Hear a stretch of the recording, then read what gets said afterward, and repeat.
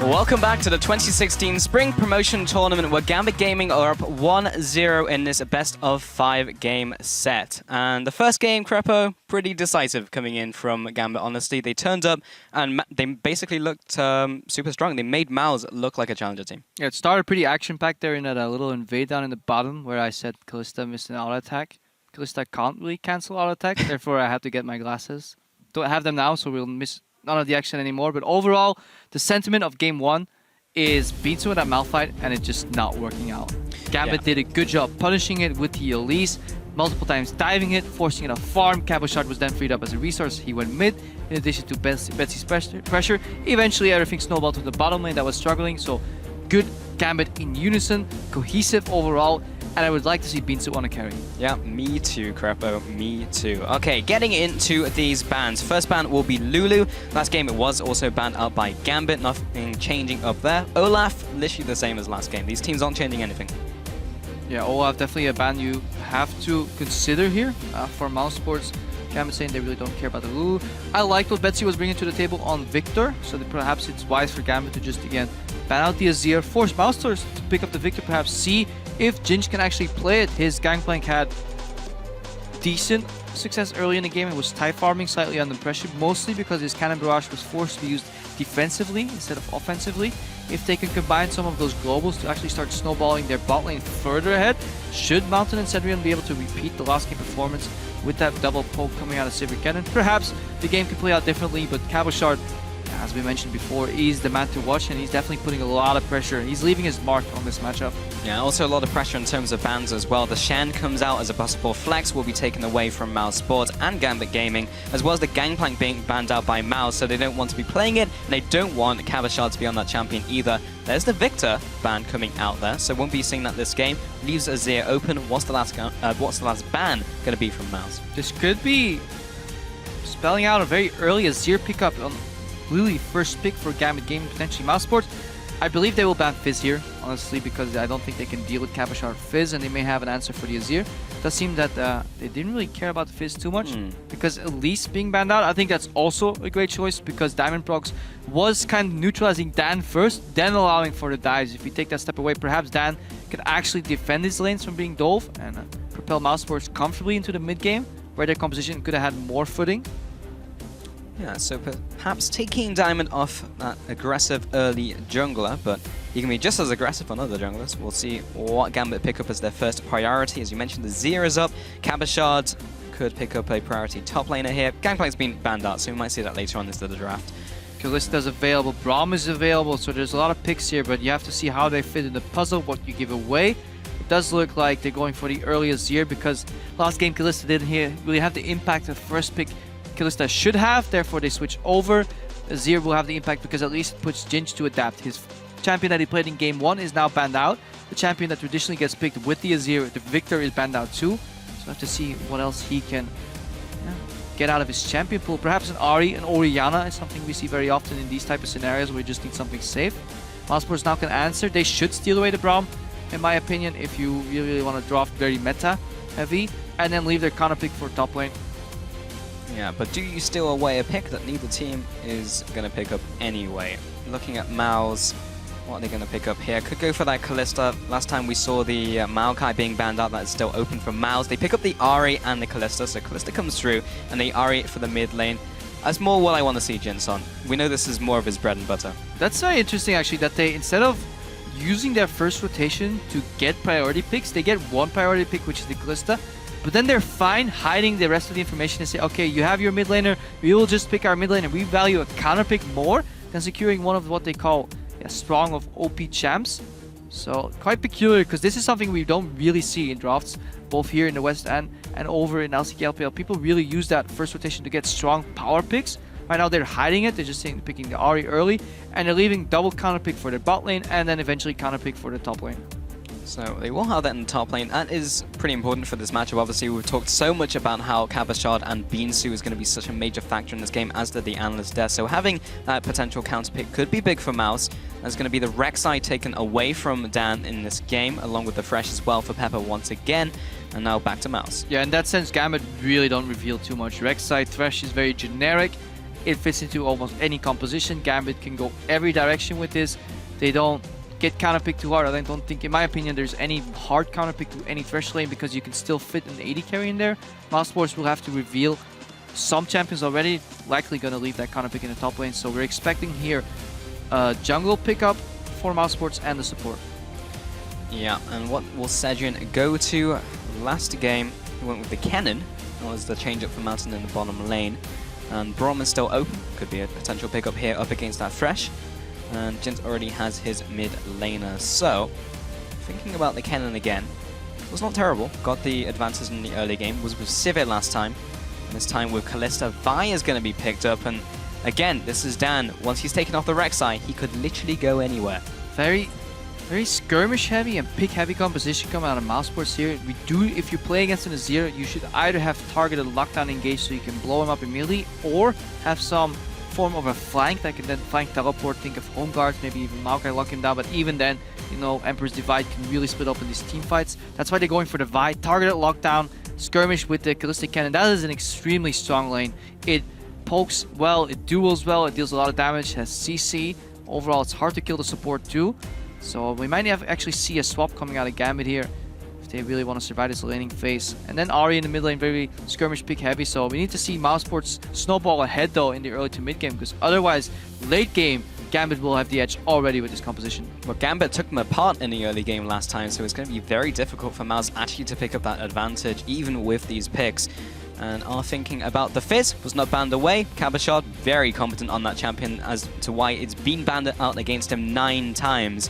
And Corki will be picked up here for Pinoy. And now the pressure is on Binsu. He has counter pick advantage over one of the better top laners in the LCS, Cabochard, with a strong champion here that he picked. The Fizz, so much potential coming out of that champion. You can split push, you can eventually later join teamfights as a flank. Gambit's lineup overall fends for themselves very well. Corki Azir very control heavy, zone control around objectives. Find can kite incredibly well too.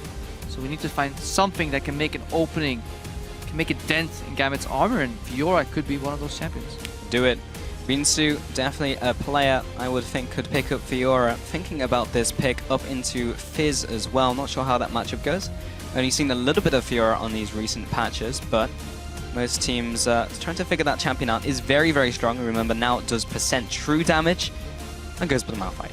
Yeah, so, deny. They need some hardcore engage here, and they're really one-dimensional again in their composition overall. And if they fall behind, Mousesports are very skewed in this game because they have little to none wave clear. Ahri, when she's behind us, she can't really one-shot these waves. She can't really go, for example, an early Luden's build. Then Gambit will have such an easy time sieging down this tower. Very early in the game too, we expect Azir to just push in that matchup over and over. Betsy again will have the pressure to see if Pinoy and Ghost Pepper can fend for themselves. And they might actually be the team to initiate the lane swap this game.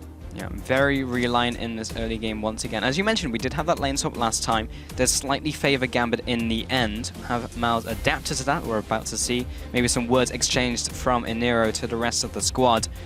But once again, we do see these compositions come down, and once again, Miles go for this team fight.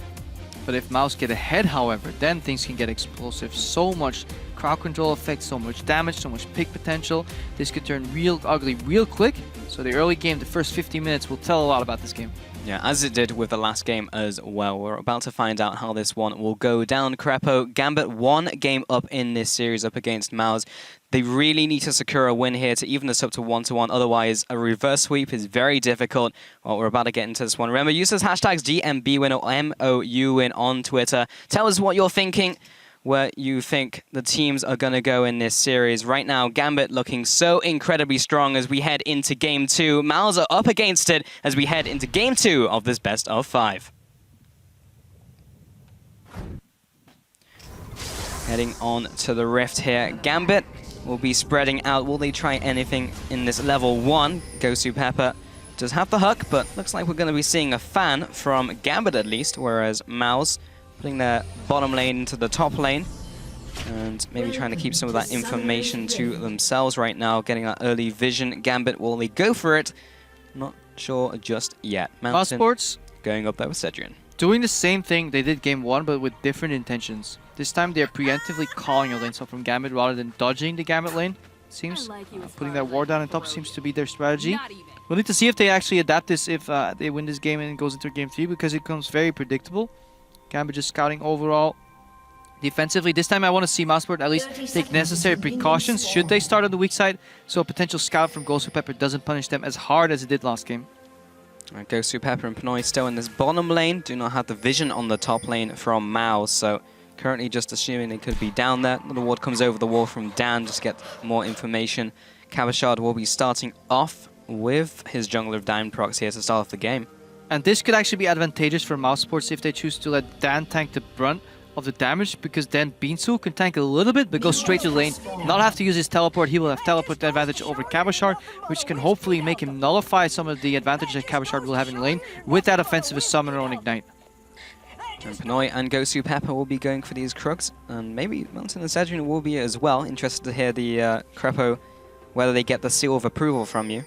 Yeah, if this actually ends up in a reswap, obviously right now we are poised to end up in a traditional swap. But a lot of shenanigans possible from Mousesports if they really want to match these lanes eventually. So they will find themselves a little bit surprised that Gambit did up for the traditional lanes overall, because Ken and Kalista is not a lane that you really like having in the lane swap. You really want to duel 2v2 with that. Taking down these Krugs. Quick fashion, then going top, finding no enemies. Spinoy will walk into the bot lane. So lane swap coming out. Let's see which one of these teams have mastered the art of EU West lane swapping to the West. Well, Gambit showed they were a little bit ahead of MOUs in the last game. See how the rest of this one pans out. Cabashard will be trying to tank up some of these just a little bit before he goes back and teleports to lane. But Binsu and Dan doing the exact same thing on their side of the map. So we're just seeing the AD carries pushing the bottom lanes here. A couple seconds until we really see anything resolve. Yeah, Gambit actually slightly ahead, pushing quicker. The double jungle went a little bit quicker. Cabashard peels off as we expected traditionally in a 3v0 lane swap. He will join and get the wave bounce back to him. Instead we see Binsu and Dan.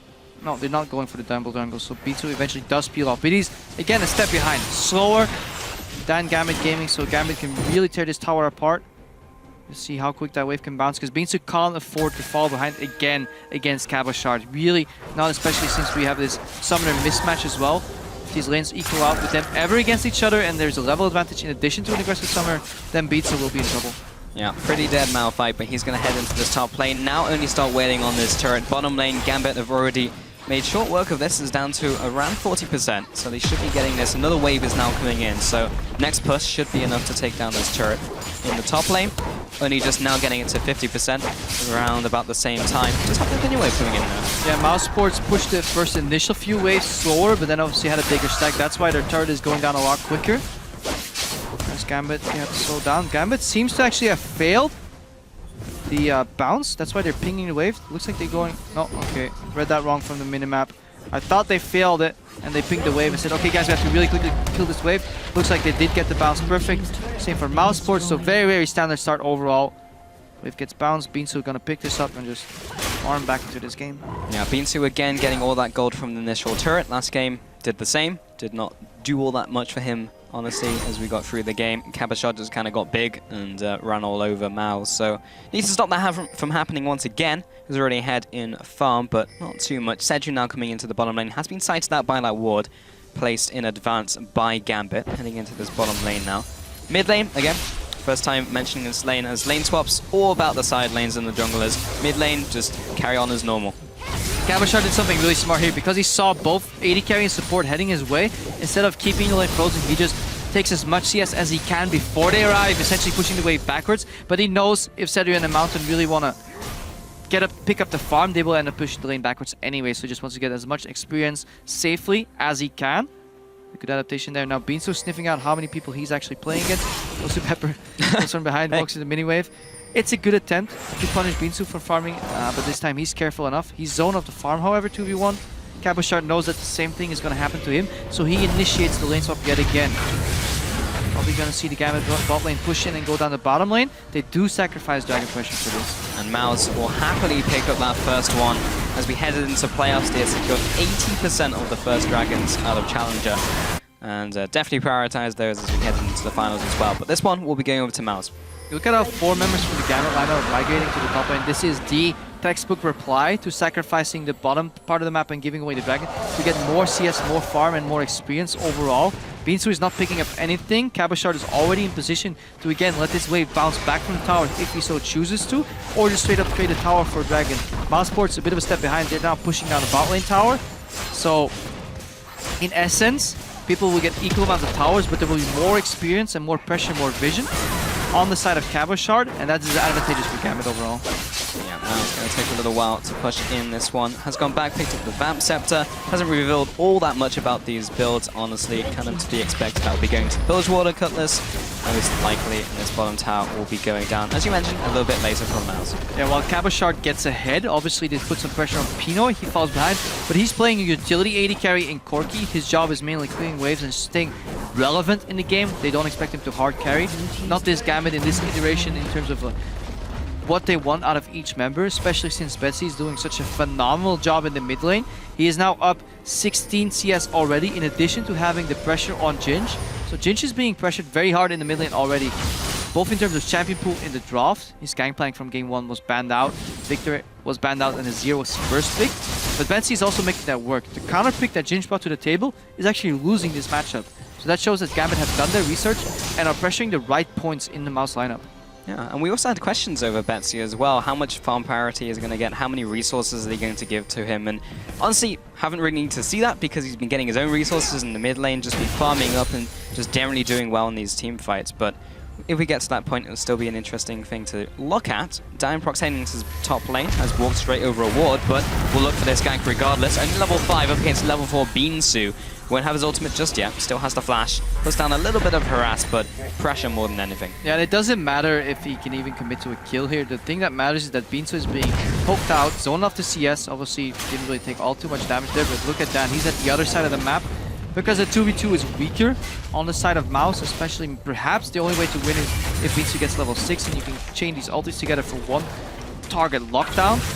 But again, Gambit, knowing that the 2v2 is strong on the top lane, they abuse that by sending Diamondprox top, and they slowly get a lead on Cabochard here, and look at that lead, double the CS already, 40 CS to 20 on Cabochard versus Binsu. Look at the bot lane, that CS is nicely evening out because it's just incredibly hard to punish a Corki, especially when he is about to hit level 6 and he gets rockets available. Then he can pretty much get 70% of every wave unless you really invest 2 people to zone him off, and that becomes too resource heavy for Mousesports to do. Yeah, very difficult to play against. Dan turning again into the opposing jungle, looking to take something away. Has just seen Diamondprox, or has not seen Diamondprox, so doesn't quite know where he is just yet. Has the Raptor buff, so we'll have that next time he passes over a ward. Mountain heading into the middle lane. What are they setting up here? As long Dan is not level 6, there's absolutely nothing you can do against Betsy. The Azir can just shuffle his way out of there. Betsy's smart enough of a player to realize what is going on. You see how Ghost Pepper is also peeling away from the bot lane, leaving Pinoy alone. He knows he's no longer needed to help Pinoy farm. If anything, he'll just be stealing experience away from Pinoy. He's just gonna add some safety pressure in mid lane. Betsy's farming comfortably. And Mouse, they're still looking for their first pick. This very skirmish-heavy lineup. Yeah, have yet to see any action just yet in this game. Diamondprox going over to his red buff, just playing it passive until we see maybe the next dragon. Something for these teams to fight over, but right now just passive farming. Ghost Pepper walking through, roaming around, taking away these wards, just gradually getting a little bit more vision. Taking that one out from Mouse as secured the crab. Have gone back, picked up a couple more items as well. Mid lane Betsy just building towards his Nash's Tooth. Pretty standard for Azir. Rylai is also one of those items Azir likes to pick up, maybe second or third. And Jinx picked up the Phoenix Codex. Lots of things that could build into. Yeah, Jinx really being pressured here overall. That charm, the way it came out, really spelled out the way this matchup has been going. Betsy comfortably pushes him overall with multiple soldiers being put in. Gets the wave for almost no resources, whereas Jinx has to continuously commit mana to clear this wave. And then his charms become very telegraphed. Now we see Diamondprox in mid lane, ready for a counter gang. Well, there's the ultimate from Dan. We'll be able to get past the ultimate from Betsy, but he'll just go down instead. Split off from his team. Bot lane action has started as Binsu comes into the fray. Pops his ultimate, gets the first kill onto Gosu. Actually went to Mountain this one. Pinoy being chased after, just landing the auto attack, getting the extra damage from Sentinel. But Cabochard into the action as well. and pops the ultimate, takes down the Malphite. Diamond now coming into the fight, Mountain and Sejin trying to back up. There's a flash coming in from Betsy, looking to follow after with these soldiers with the Conquering Sand. Cabashot coming with a flank as well, takes the tower shot, reconsiders the tower dive, and overall, that was a bunch of action, but a 2-for-1 overall in this game. Yeah, skirmish in the mid lane, skirmish in the bot lane, but Mousesports fighting on two fronts at once, and that predictability of this Vibe pick, because he couldn't go top to get Cabashot, there's no way he's going to get that. Bot lane was already fighting. It was very obvious that once Dan hit 6 that he was going to try and go for this play to keep Jinx in the game. Diamond Prox was lurking in the same brush that he's lurking right now, where he's going on Jinx aggressively with the backup of Gosu Pepper. Probably not going to get too much out of this. If he can close the gap, perhaps we can chain a hook. Maybe. I mean, Jinx is completely out of mana, has to flash away, burns that summoner, and only had Gosu there as well. So yeah, Diamond will take that one to the bank. And then we saw Cabashot obviously teleport into the mid lane, whereas Beansu opted to help in the fight in the bot lane. And I think it was too greedy from Mouse to go for these both plays, and a really good read from Gambit, counter-ganking that mid lane play. Diamond Prox was ready for this. Betsy knocked Dan into the tower. He then had to walk away. Couldn't really deal any damage to Betsy. There was no follow-up charm to really lock him down immediately. Yeah, good play by Gambit. They find themselves 2-1 in the lead right now. And in addition to that, they have the map pressure. And that is something, if you watched the last game and you're wondering, hang on, Dan finds Gosu Pepper. All right. And Dan goes. Let me talk, boys. If you're wondering why the last game, even though the gold was even, or relatively even, why it looked, or why we kept saying why that Gambit was winning, is because they had all the information. They were making proactive plays, whereas Mouse was forced to react. Games tend to just stay relatively even in terms of gold, but what you don't track is the experience and just how much information teams get to play with. In addition to that, Gambit had the first 2 dragons as well. That is something you don't really see in the gold values necessarily. I was looking up to actually do the same thing this game, picking up 2 dragons, but we might actually see a reaction fight here. Diamond Prox is ready to go in for potential steal. Well, there's the Ren stacks, and it's just going to be a fuss bomb over the wall, just a kind of half-hearted attempt at a steal. But Cabashot was off in the top lane, and he didn't have teleport, so Gambit weren't looking for anything more than that. Yeah, and Dan got chunked to 20%, so this leaves mid lane open for Azir and Corki. Really good siege champions overall. Corki can poke, Azir can poke you out and take the tower if there's anybody in the lane. But there literally wasn't anybody left. Mouse committed so hard for this dragon, something we expected them to do in this series. And meanwhile in the top lane, Cabashot is freezing, and there's no punish from Mousesports. Yeah, I'm not even sure if it's worth it though for Mouse, because we mentioned so hard about the first 15 minutes being so important for both of these teams. Gambit have built up the gold advantage coming in from these towers, as well as the map pressure, and the dragons have only really mattered for Mouse once they've hit those 5 dragons. That's when they really hit the go button. But apart from that, they basically didn't do anything. And if they fall behind early game because of the gold, then Gambit's is going to roll over them. Even if there were 2 dragons in that bit, it still wouldn't have been worth it because Cabashot, yeah, he's showing no intention to slow down this freeze at all. He's at 93 CS right now. This will likely prompt a dive from Mousesports in the mid lane though. How many kills can they get out of this? Well, Beansu with the ultimate goes onto Betsy. He'll be instantly exploded. So will Gosu Pepper. Picks up those 2 kills in the middle lane, and they'll convert this into the tower. This is what I like to see. Zero hesitation. If you're getting frozen in the top lane, you're playing 4v5 with a hard engaged Malphite, you can't afford to hesitate. Just pop somebody immediately, try and predict them before they have flash, or if they don't have flash, blow them up. Good reaction there. Flash, unstoppable force from Beansu, immediate follow-up from Dan. That's the way you need to play. You can't give Gambit the map 4v5. You need to punish that freeze, either by moving into the top lane and pushing it out, or straight up diving mid. So greedy from Gambit, trying to get too much, trying to hold mid tower 4v5, and letting Cabashot freeze with such a big CS lead overall. A bit too much, but overall Gambit, even after that play, is still ahead. 900 gold. Still ahead, and 69% over to Gambit in the fan vote. But Mouse right here, still, that was a proactive play. They took advantage of a greedy play from Gambit, so they still have Fangs yet. Haven't been dueled into this series in Game 2. Yeah, but it's a false sense of superiority because they picked up a couple of kills in an objective that Gambit was defending. Now there is no objective for Gambit to really panic around to defend at all, so that helps them in that regard. And mostly, that top lane isn't going to even out. 7.5 on Beansu, 9.5 from Cabashot, 2 full levels ahead. In addition that he's just now moving bottom. Look at the size of that wave that he's about to pick up. Pinoy is gladly sacrificing that for him, because Pinoy is still relatively even against the Kalista. He picked up the Triforce, he hit a spike, he can leave the farm to his other 2 carries and just fulfill that utility role that Gambit requires of him. Also because of how long Beansu's been spending with his team versus how long Cabashot's been in the side lane farming. 111 farm to 52, literally doubling the CS from Beansu. is honestly crippling at this point. Picked up the Nash's Tooth. This is an adaptation. Of course, Fizz was changed. Looking towards more AP builds and picking up the Sheen as well, so going for that one. And also against Beansu, he's going to itemize armor, and what are you going to do against magic? Damage, not a whole lot, you might. Look at that zone as well. One soldier gets put up soon, a second one will foul. A couple of hits here on the tower in the mid lane. Teleport behind though. Look for Beansu coming in. Well, both of the top laners now coming into this fight. Not quite a fight just yet as the Sun Disc is up. Gosu Pepper finds Beansu with the hug into the Chum the Waters. Beansu is pretty dead. Get Panoid. Yeah, and this flank maneuver works against most lineups, but not against lineups that have a Zir in them. They just put up the Sun Disc tower and suddenly it's build your own base. Suddenly you're sieging around with the ruins of your tier 1 tower, and a lot of teams forget about that. Good punish of the flank, good awareness. Gambit knew exactly what was going on. Pepper turns around, lanterns out as he's throwing the hook, full confidence that he was going to hit it. And again, good adaptation. They removed the one hardcore engage component from Mouse Sports on Beansu. There's one left on Dan, but there's not enough follow-up damage, especially since Ari had to build Morella Nomicon to keep the wave clear alive. No Needless large other item like Woodens that can pop. Hook goes on Mountain, he has to be pulled out. This time it was onto Mountain, who is pulled to safety. Betsy taking the brunt of the damage. Jinx coming in over the wall, will be juked away with the shifting sands in from Betsy, but he's still trying to get away, and Cedric is on the hunt, but another fantastic hook coming in from Gosu Pepper secures that kill onto Cedric before he can clean up that fight, and that turns into a 2-0 again over to Gambit. That was a little greedy from Gambit though, a little overstepping their boundaries. That fight could have gone different and ugly if Jinx, poked that Q, got that kill, maybe got another kill in there. That was very close. Overall, hooking the support against Kalista and committing for it is a bit of a mistake. And Gambit forgot about Fate's Call there, but good play, well played, carried out. Low HP, let's watch that again. They're sieging the tower, which is great, but once the hook connects on Cannon, you really have to want to get out of there because you know Fate's Call is going to come. Everybody commits for this Cannon and they forget about the Fate's Call. Then Betsy gets kind of engaged on, he doesn't get anything. Look at Jinx here, that Q should always hit. You should always be able to kill Betsy there, and then the fight could have looked a lot different. Good follow hook by Pepper again. He finds Beansu here. Beansu looking a little lost. That's not where you want to be, mate. This is not a replay, this is live. Beansu once again getting caught out here.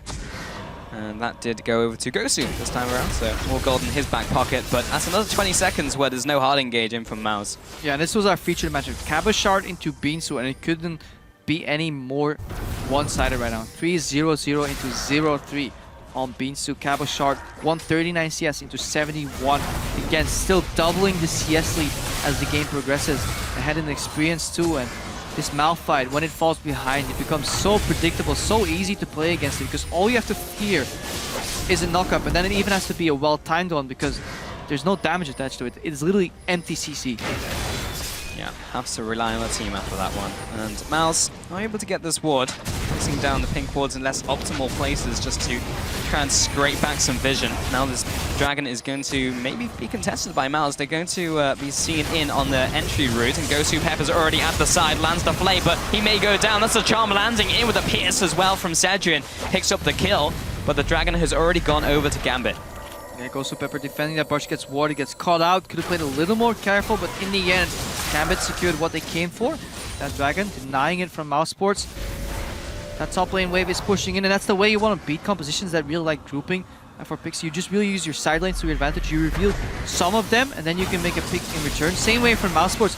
If they want to make picks, they need to start using their side wave for slow pushing, and then freeing up those members and trying to invade deep wards and find where Gambit's going to go before Gambit really knows it themselves, predict the movements, and pick them off in the jungle. But that's being very hard for Mousesports because Gambit has a lot better vision control than usual. They're finally working together. Their vision has always had, so far has had a purpose. So Gambit in control of this game. Cedric now trying to clean up this farm here, but no renowns yet, so that's going to take a while. Cabashot heading up there as well, along with Gosu Pepper. Mid lane, Jinx taking so much damage just from the poke from Betsy and Pinoy. That last rocket just landing, another one almost connecting as well as the minion wave will be eliminated. Just poking away this turret. This will be going down very soon. Jinx can't really defend here, just doesn't have the wave clear and doesn't have the health either. Beansu is flanking though, and no ward has spotted him, so Gambit could overreach, but the tower falls before he gets in range, and now they can simply rotate to the top lane. This siege combination of Corki and Azir is so potent, and you see it. They poke out Jinx, now they move out of the top lane. Cedric sees them coming, but there's nothing he can do. There's no support, and Mouse are slowly and surely crumbling apart. This is exactly what we said. If Mouse's composition falls behind, then they basically have no wave clear, and Gambit has wave clear and siege, and they're going to take your turrets, which is happening right now.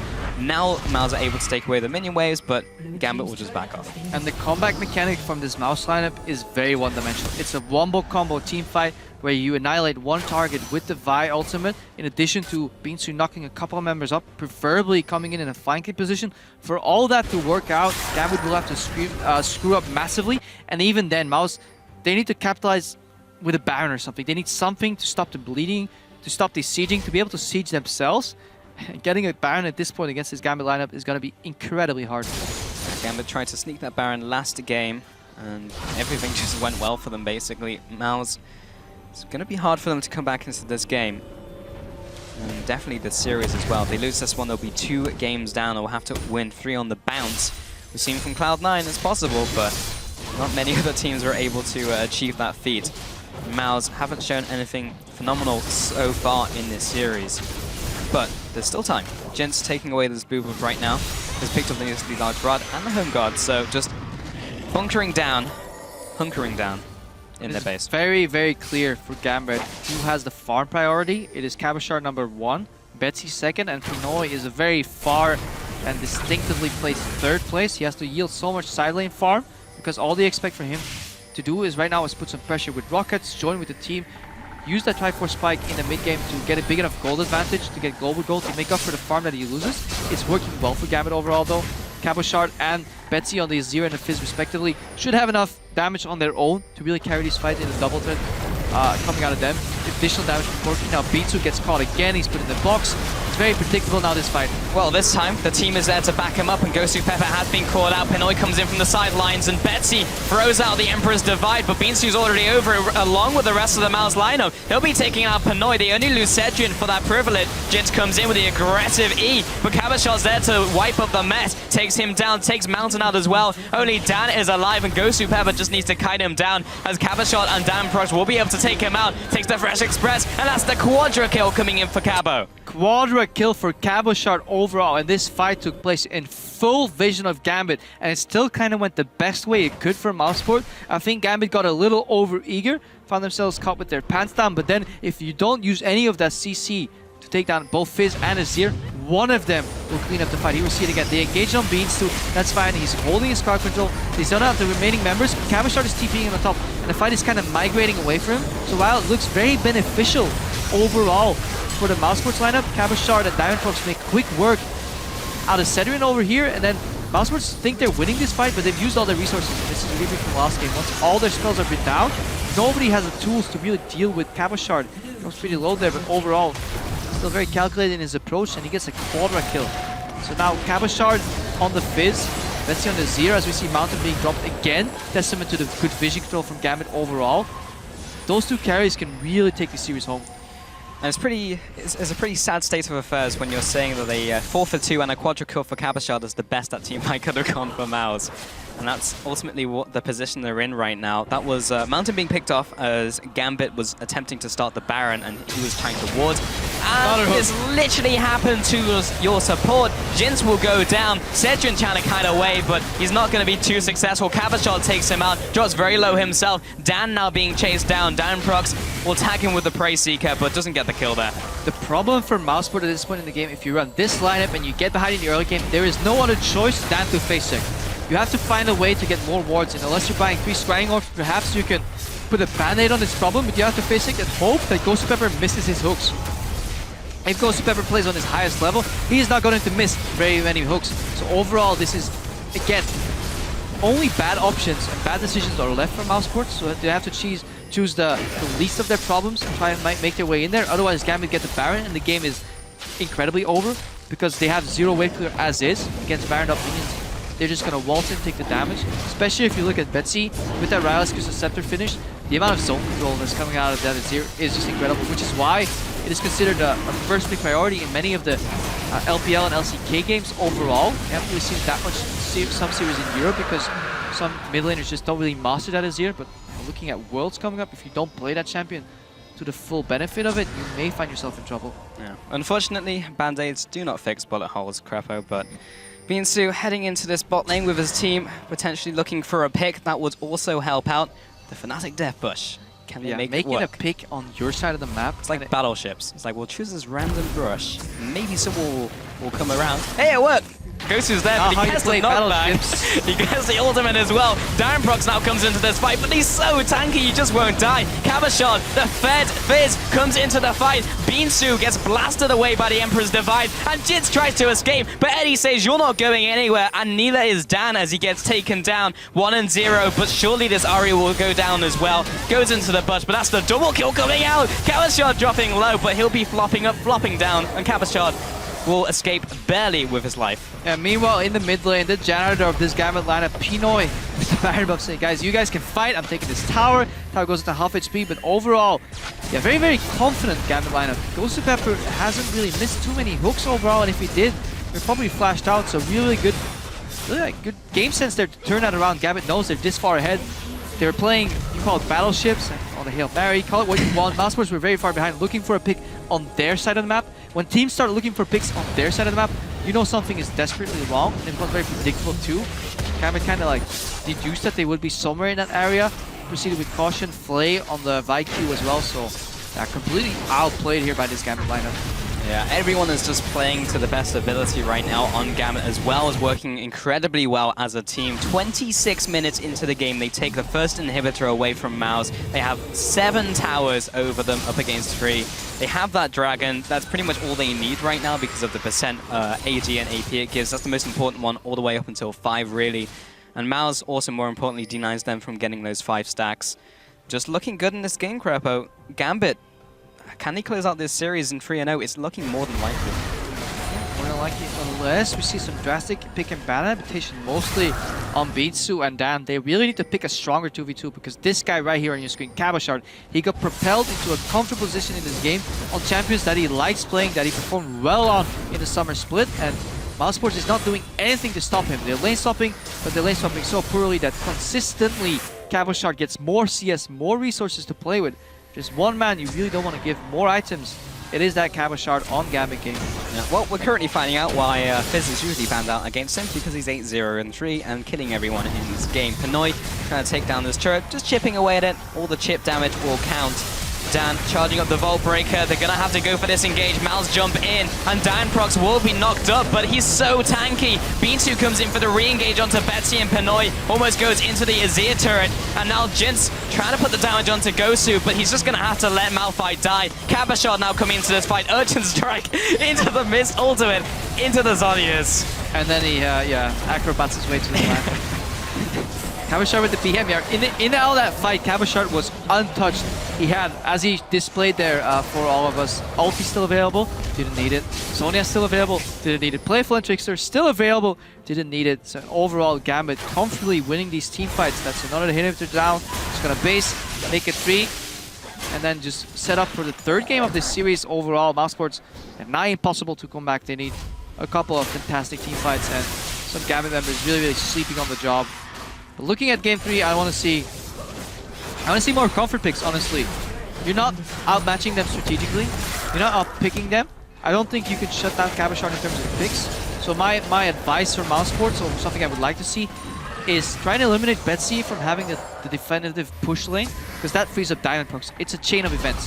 Betsy's always pushing, which means he's always available to back up Diamondprox first. Then Diamondprox has the freedom to play in the enemy jungle the way he wants. He will always choose to play near Cabashard.